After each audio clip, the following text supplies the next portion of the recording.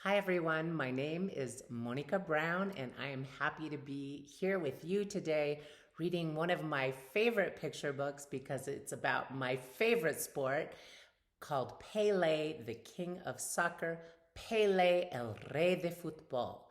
This book is illustrated by the amazing Rudy Gutierrez and it's out from HarperCollins. I'm very excited to say that it is now out in paperback for the first time. And so, not many of my books are, so I'm excited at how accessible this can be. Are you ready to hear about one of the greatest soccer players that ever lived? Well, here is the story of Pelé and the beautiful game of soccer, or football, as we call it in Latin America, and for those of us who speak Spanish. And this book is bilingual with two languages side by side on the page. And those are the two languages I speak too. I'm going to read today's book in English, and I hope you enjoy it. We can see Pelé in action. Watch as the famous number 10 flips the soccer ball up, down, and around with his magic feet. Pelé runs across the field like a cheetah, dribbling like a dancer.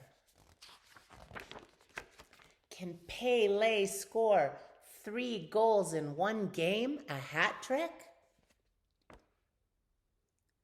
He traps the ball with his thighs and ankles, and before it even touches the ground, he shoots.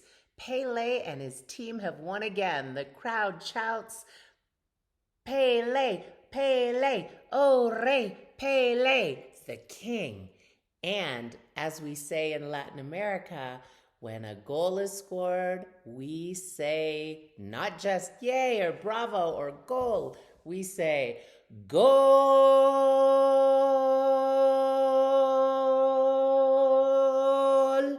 Can you do that right now? I think you can do it with me as we get to Pelé's other adventures on the field. But Pelé was not always so famous. Once he was a boy from the town of Tres Coracoes in Brazil, the largest country in South America. Pelé's family was very poor, so he sometimes worked shining shoes and selling meat pies to help them.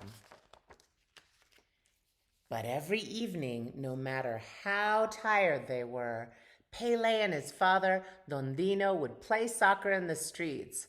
Whoops! Sometimes Pelé would accidentally break a window or kick the ball over the fence. When he was almost 10 years old, Pelé came home and found his father crying. "Why are you sad, Papa?" he asked.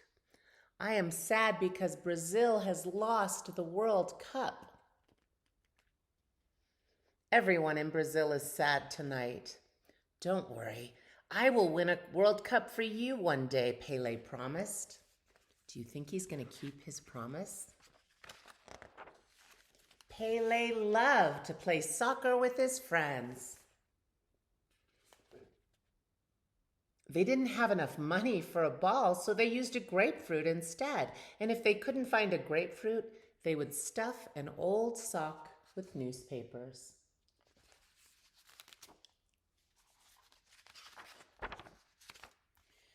Pelé and his friends started their own soccer team.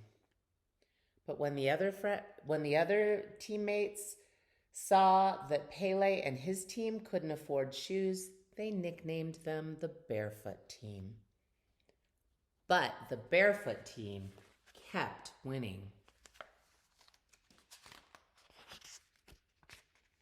One day, a famous Brazilian soccer player invited Pelé to try out for a professional soccer team. Pelé became the youngest player on the Santos Soccer Club team. The coach thought that Pelé was too skinny and ordered him to eat and eat and eat. And for the first time in his life, Pelé had all the food his stomach could hold.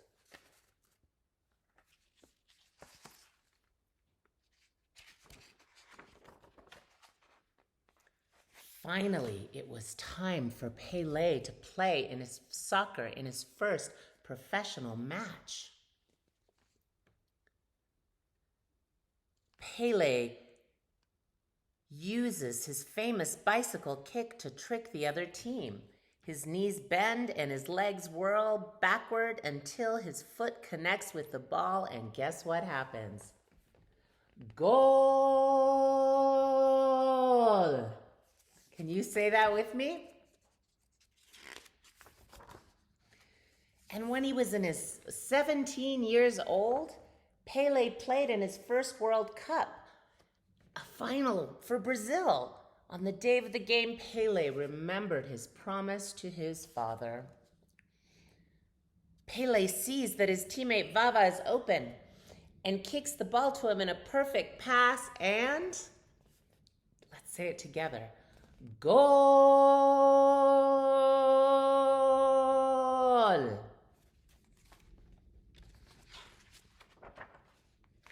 Pelé's team won. The Brazilians were the world champions of soccer for the first time. And listening to on the radio at home, Pelé's father cried, but this time because he was so happy. With Pelé playing for the national team, Brazil won 2 more World Cups. Pelé traveled all over the world playing soccer, and wherever he went, people admired him. He met kings and queens and presidents, spreading the love of soccer to children and adults everywhere.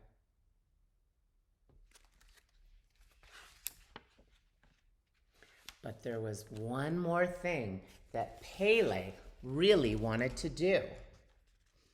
No soccer player had ever scored 1,000 goals, but Pelé had scored 999.